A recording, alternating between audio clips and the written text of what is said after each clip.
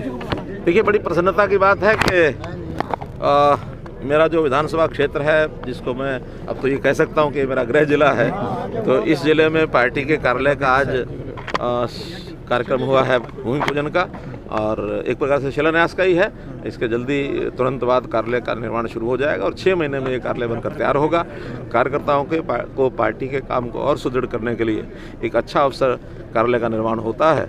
हमारे यहाँ हरियाणा के अंदर लगभग 20 कार्यालय ऐसे हैं जिनका या तो निर्माण हो चुका है, शिलान्यास हो चुका है, निर्माणाधीन है, और केवल 2 स्थान बचे हैं, वो भी जल्दी। सर, पोखरियाल साहब को अवार्ड मिलने चाह रहा है, शिक्षा मंत्री को life time achievement award Hindi में जो उन्होंने रचनाएं की हैं उसके लिए, किस तरीके से आप देखते हैं? मैं उनको बहुत बहुत बधाई देता हूं पोखरियाल जी को। हिंदी साहित्य के अंदर जिन भी लोगों ने ये रचनात्मक काम किए हैं, वो एक प्रकार की देश सेवा है, राष्ट्र सेवा है। उन्होंने इतनी बड़ी सेवा की है, इसके लिए उनको कोटिशा बधाई।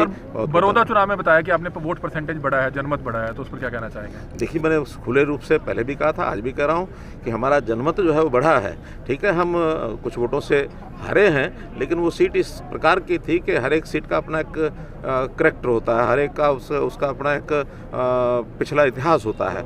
तो वो सीट हमने चूँकि कभी जीती नहीं है, और पहली बार उसमें हम 50,000 वोट से ज़्यादा लेकर के यानी आगे बढ़े हैं। हमारी अचीवमेंट है, इसको मैं हार करके भी अपनी जीत मानता हूं। सर, कोरोना के मामले लगातार बढ़ रहे हैं, स्कूल खुल गए हैं और उसके बाद भी कहा कि बाकी पार्टियों ने औपचारिकता निभाई है, क्या हमारे सहयोगी दल ने भी औपचारिकता? नहीं, जो चुनाव लड़े, हमारे सहयोगी पार्टी चुनाव नहीं लड़ा, हमारा गठबंधन का कैंडिडेट था, हमारा गठबंधन का कैंडिडेट था। लेकिन बाकी जो दूसरी पार्टियां लड़ने वाली थी, वो मुकाबला 2 में ही था। बाकी जो और लड़ने वाले थे उन्होंने औपचारिकता नहीं। सर, कोरोना के मामले बढ़ रहे हैं, स्कूल खुल गए हैं, तो किस तरीके से देखते हैं, क्या स्कूल बंद किए जाएंगे? क्योंकि रेवाड़ी में कल मामला सामने आया, आज नरवाना में भी 2 मामले हैं। बहुत ही ये चिंताजनक बात है, और निश्चित रूप से क्योंकि बहुत समय से ये मांग दोनों तरफ की चल रही थी।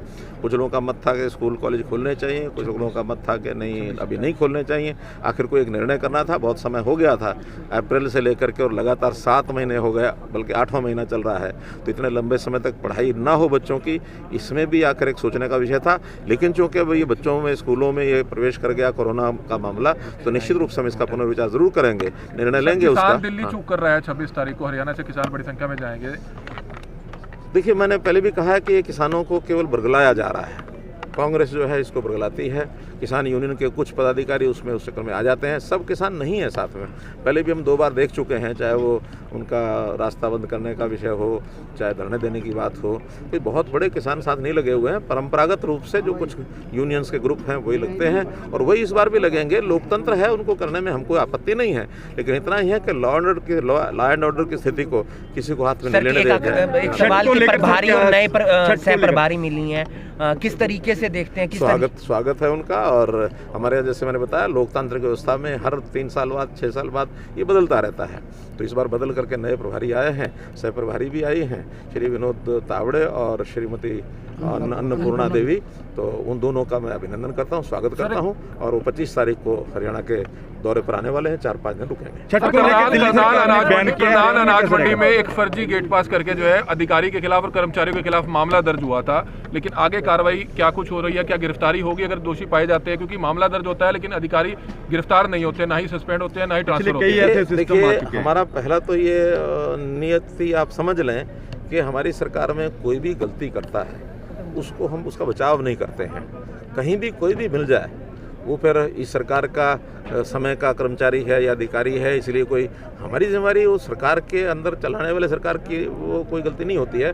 कर्मचारियों के अंदर जो एक विकृति है, उस विकृति को दूर करने के लिए, और हम उनको समझाते भी हैं पहले, और जब कोई गलती करता है तो उसकी डिपार्टमेंटल इंक्वायरी होती है। डिपार्टमेंटल इंक्वायरी में जो भी दोषी होता है, जितना दोष होता है उसके हिसाब से आरती राइस मिलर्स मिलकर दबाव बना देते हैं, फिर कार्रवाई नहीं होती। कुछ नहीं, ऐसा नहीं है। हमारे यहाँ ऐसा भी कोई उदाहरण अगर आप देंगे कि किसी ने दोष किया हो और किसी ने दबाव बनाया, हमने उसमें से पीछे हटे हो, कभी नहीं हटे। लगातार प्रदर्शन कर रहे हैं, नहीं, प्रदर्शन करते रहे, लेकिन हम उस दबाव के कारण से झुकते नहीं हैं। मैंने पहले भी कई बार कहा है, ठीक काम ठीक है, गलत गलत है।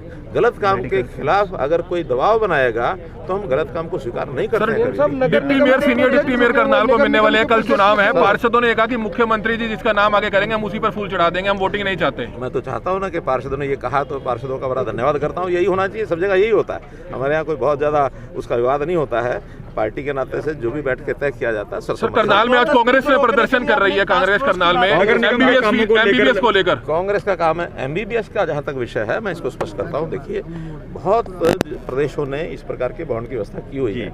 हमारा उद्देश्य अल्टीमेटली ये है कि हम ग्रामीण क्षेत्र के लोगों की स्वास्थ्य सेवाएं दे सकें। अभी तक क्या होता है कि डॉक्टर एमबीबीएस बनने के बाद, एमडी करने के बाद वो हरियाणा में सरकारी नौकरी नहीं करते हैं, प्राइवेट नौकरियों में तो सामान्यतः चले जाते हैं। हमने उसमें ये किया कि जो प्राइवेट नौकरी में जाएगा उसी को फीस देनी पड़ेगी, जो सरकारी नौकरी करेगा उसको फीस नहीं देनी पड़ेगी।